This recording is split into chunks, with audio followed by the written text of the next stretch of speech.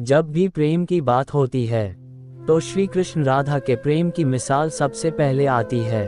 राधा और कृष्ण के प्रेम की कई कहानियां आपने सुनी होंगी और देखी होंगी, लेकिन क्या आप जानते हैं कि कैसे राधा और कृष्ण अलग हुए थे और कैसे हुई थी राधा जी की मृत्यु, और हर पल अपने साथ रखने वाली बंसी को क्यों कृष्ण ने तोड़कर फेंक दी।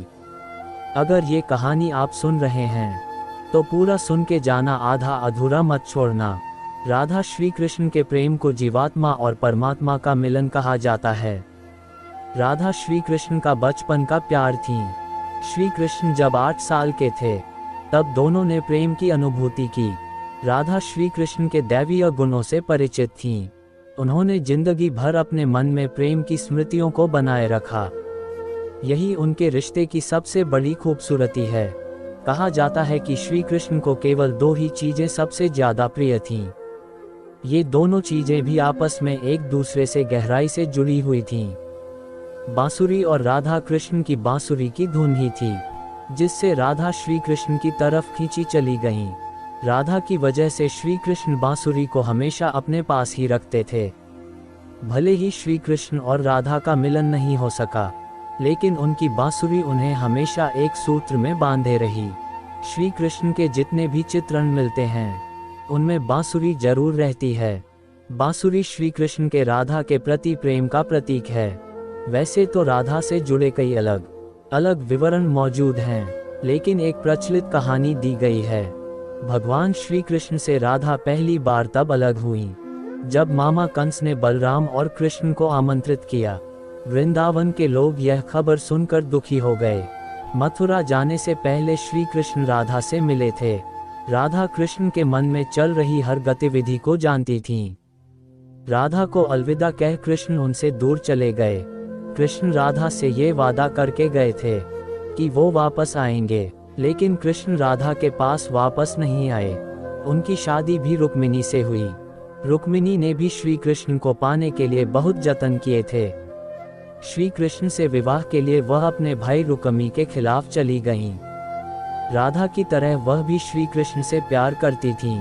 रुक्मिणी ने श्री कृष्ण को एक प्रेम पत्र भी भेजा था कि वह आकर उन्हें अपने साथ ले जाएं। इसके बाद ही कृष्ण रुक्मिणी के पास गए और उनसे शादी कर ली। कृष्ण के वृंदावन छोड़ने के बाद से ही राधा का वर्णन बहुत कम हो गया। राधा और कृष्ण जब आखिरी बार मिले थे तो राधा ने कृष्ण से कहा था कि भले ही वो उनसे दूर जा रहे हैं, लेकिन मन से कृष्ण हमेशा उनके साथ ही रहेंगे। इसके बाद कृष्ण मथुरा गए और कंस और बाकी राक्षसों को मारने का अपना काम पूरा किया। इसके बाद प्रजा की रक्षा के लिए कृष्ण द्वारका चले गए और द्वारकाधीश के नाम से लोकप्रिय हुए। जब कृष्ण वृंदावन से निकल गए तब राधा की जिंदगी ने अलग ही मोड़ ले लिया था। राधा की शादी एक यादव से हो गई। राधा ने अपने दाम्पत्य जीवन की सारी रस्में निभाई और बूढ़ी हुई, लेकिन उनका मन तब भी कृष्ण के लिए समर्पित था। राधा ने पत्नी के तौर पर अपने सारे कर्तव्य पूरे किए। दूसरी तरफ श्री कृष्ण ने अपने दैवीय कर्तव्य निभाए।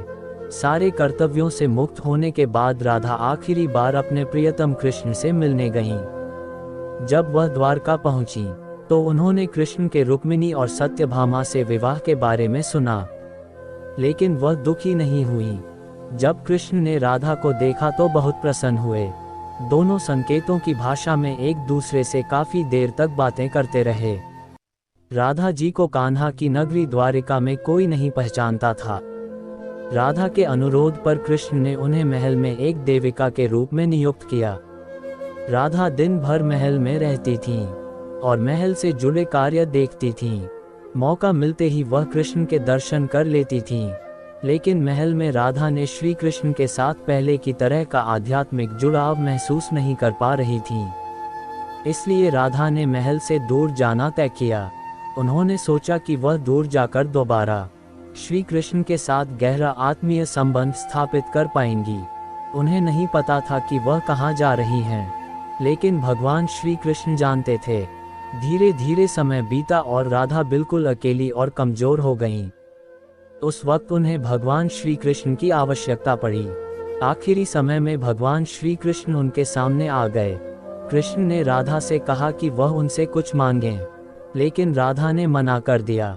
कृष्ण के दोबारा अनुरोध करने पर राधा ने कहा कि वह आखिरी बार उन्हें बांसुरी बजाते देखना चाहती हैं। श्री कृष्ण ने बांसुरी ली और बेहद सुरीली धुन में बजाने लगे। श्री कृष्ण ने दिन रात बांसुरी बजाई, जब तक राधा आध्यात्मिक रूप से कृष्ण में विलीन नहीं हो गईं। बांसुरी की धुन सुनते सुनते राधा ने अपने शरीर का त्याग कर दिया। हालांकि भगवान कृष्ण जानते थे कि उनका प्रेम अमर है, बावजूद वे राधा की मृत्यु को बर्दाश्त नहीं कर सके। भगवान श्री कृष्ण बेहद दुखी हो गए और उन्होंने बांसुरी तोड़कर कोसों दूर फेंक दी, जिस जगह पर राधा ने कृष्ण जी का मरने तक इंतजार किया। उसे आज राधा रानी मंदिर के नाम से जाना जाता है। यह मंदिर महाराष्ट्र में है। उसके बाद से श्री कृष्ण ने जीवन भर बांसुरी या कोई अन्य वादक यंत्र नहीं बजाया। कहा जाता है कि जब द्वापर युग में नारायण ने श्री कृष्ण का जन्म लिया था, तब मां लक्ष्मी ने राधा रानी के रूप में जन्म लिया था, ताकि मृत्यु लोक में भी वे उनके साथ ही रहे। हालांकि माता राधा का वर्णन भागवत गीता व महाभारत जैसी पुस्तकों में नहीं मिलता है। उनका वर्णन कुछ पुराणों व लेखकों की रचनाओं में ही मिलता है, जहां भगवान श्री कृष्ण के बचपन व यौवन काल का वर्णन है। इसी के साथ भगवान श्री कृष्ण ने स्वयं माता राधा से कहा था कि कृष्ण ही राधा हैं व राधा ही कृष्ण हैं, अर्थात दोनों एक ही हैं, बस शारीरिक रूप से भिन्न हैं, किंतु आत्मा एक ही हैं। गर्ग संहिता के अनुसार भगवान श्री कृष्ण व माता राधा का विवाह स्वयं भगवान ब्रह्मा जी ने भांडिया वन में करवाया था। कुछ का प्रश्न होता है कि जब माता राधा लक्ष्मी का रूप थी व उनका श्री कृष्ण से विवाह हो गया था, तो उन्होंने माता यशोदा के चचेरे भाई से विवाह क्यों किया? इसके पीछे एक कथा है कि रयान ने अपने पिछले जन्म में माता लक्ष्मी को पत्नी स्वरूप में पाने के लिए कठोर तपस्या की थी, जिसका फल उसे इस जन्म में मिला था। एक कथा के अनुसार माता राधा हमेशा भगवान श्री कृष्ण के साथ ही थी, वे दोनों कभी अलग नहीं हुए थे। जिस राधा को भगवान श्री कृष्ण वृंदावन में छोड़ आए थे, वह केवल उनकी छाया मात्र थी। असली राधा हमेशा भगवान श्री कृष्ण के पास ही थी।